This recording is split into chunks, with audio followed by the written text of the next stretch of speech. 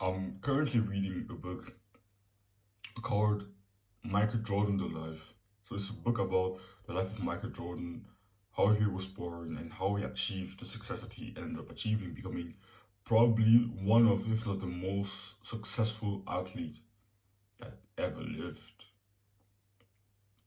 In that book, um, I started reading it yesterday, and what I noticed in that book, especially like right now, I'm reading the part I'm reading. It's still in his childhood, kind of explaining when he was a teenager and how his relationship with basketball and discipline and his family when he was still a teenager. And something I noticed in that book is how competitive Michael Jordan was as a kid and how he stayed competitive and became even more competitive as he got older.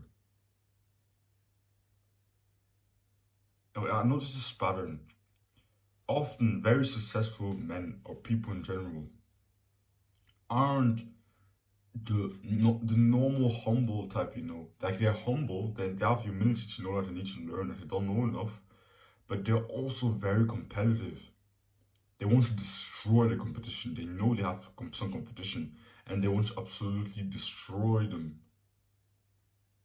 And they do that without trying to apologize or be sorry. No, no, no. They absolutely want to destroy the competition, and they make it painfully obvious.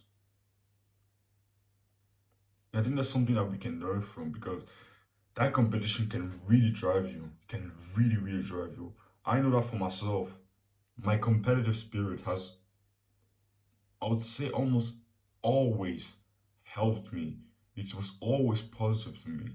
The fact that I was so competitive in my life. I wasn't as competitive when I was younger, but the last few years, as I got some improvement, as I became a little bit more masculine, as I became more disciplined, as I became stronger mentally, as I gained more pride for myself,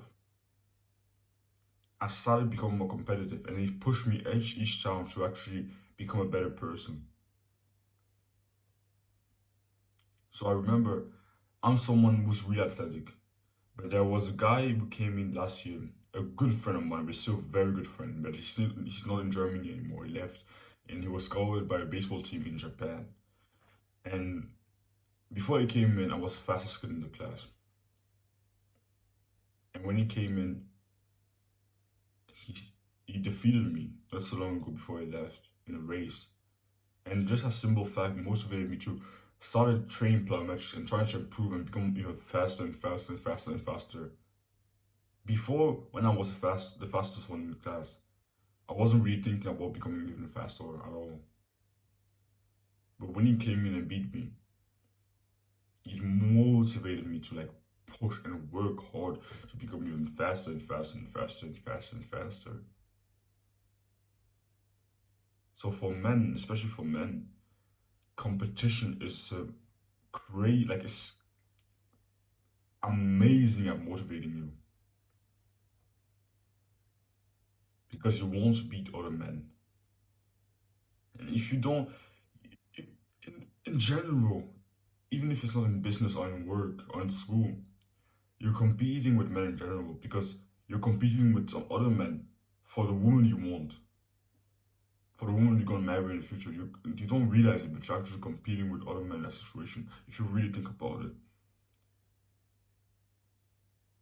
if she has the choice between you and another guy, and he's just slightly better because he works slightly harder than you, she might choose you and you might not get the woman that you actually wanted to maybe build a family with just because he works slightly harder. So the competitive spirit is an important part of masculinity, but you need to know how to use it and channel it in the right direction. So you need to actually improve yourself, take action, and grow as a man to the point where you can know, oh yeah, my competition won't keep up. I'm far ahead of all of them. And you keep, when you reach that point, you keep working even harder and harder and harder and harder. Because even when you reach the top, there are other men that are climbing behind you. So you need to climb higher and higher and higher and higher.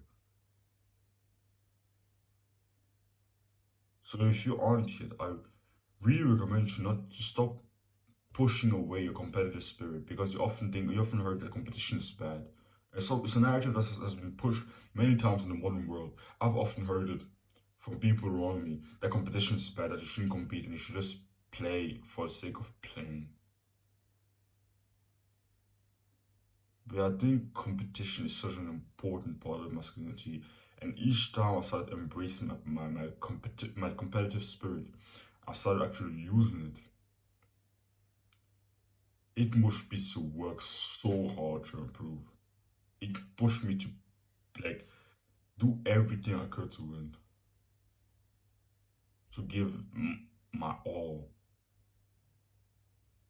Like the moments in my life where for example, in a sport, in a team sport, the moments in my life where I pushed the hardest and I really went 100% and I kind of entered the zone while I was playing like football or basketball, something like that. It was because of my competitive spirit, because I didn't want to lose. I wanted to destroy the enemy, the opponent. The rare moments in my life where I entered the zone whilst I was training some sports or playing football or basketball was really because I just wanted to destroy my competition. It wasn't because I was having some crazy amount of fun. It's because I saw the game would be hard to win. And I thought to myself, yeah, I want to destroy the enemy. I want to absolutely destroy them. And it's that kind of ego, that kind of competitive spirit that kind of got me into the zone, that kind of got me into that flow state.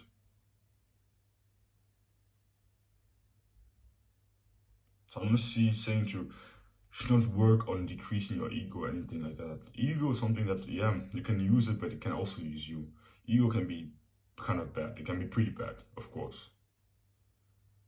But I think your competitive spirit, if you can use it and channel it into the right direction, you will only benefit from it.